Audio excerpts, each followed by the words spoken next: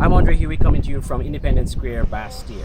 As you know, one of the big stories this week is the removal of street vendors from off the streets of Bastille into the public market.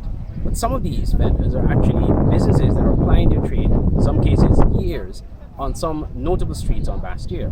One such business is Samantha's Diner, which is located on West Independence Square. The owners of the business are saying that they've been asked to cease and desist, but have been given no alternative as to where to practice their business. We spoke to them on Friday afternoon. My name is David Heiliger. And Samantha Liddy. And the name of the business is Samantha's Diner. And we do have the best food in a food truck around Bastille. Because as I said to you, I've been plying my trade here for 3 years. All right. And then we just heard a lot of chatter that, well, we're going to have to move. All right. So it was like, okay, move, yes. But move to where?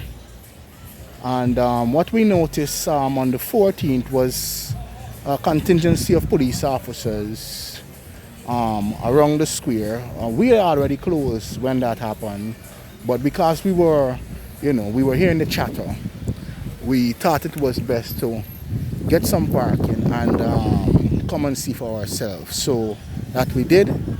I got a chance to speak to the an Inspector Cromwell.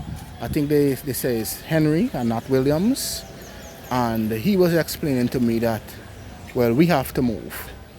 All right, so I respectfully asked him, we're going to move to where? The food truck operators said they have been advised by persons to operate from home in the interim, but they said they tried with little success. Both said the uncertainty of the situation is taking a toll on their mental health and well-being. Because we have the children to feed, house rent to pay, you know. The lady is pregnant, actually. Yeah. The lady is pregnant, you know what I mean? This is just inhumane, what is being brought upon us. That's overnight. I mean, to talk about the mental torment, sometimes I'm up all 3 o'clock in the morning just wondering what next. You know what I mean? Because this is my wife. I have to provide for my wife and my kids. And not knowing what to do is really, traumatizing. Meanwhile, Superintendent Cromwell Henry said during this week's edition of Leadership Matters that several locations are being looked at in the Bastille area to accommodate sellers of cooked food. That there's a committee that is actively working on identifying another space within Bastille to accommodate these food vendors. And very shortly we hope that we'll be able to make an announcement as to where these persons will be relocated to. We have a number of areas that are being considered, and we are weighing the pros and cons of these areas so that we do not create another problem. We want the whole system of vending to be organized and to ensure that there is safety for the vendors themselves and for the patrons, so that everyone could operate in an atmosphere and environment that is safe, and we do not go back to what we had prior to the move.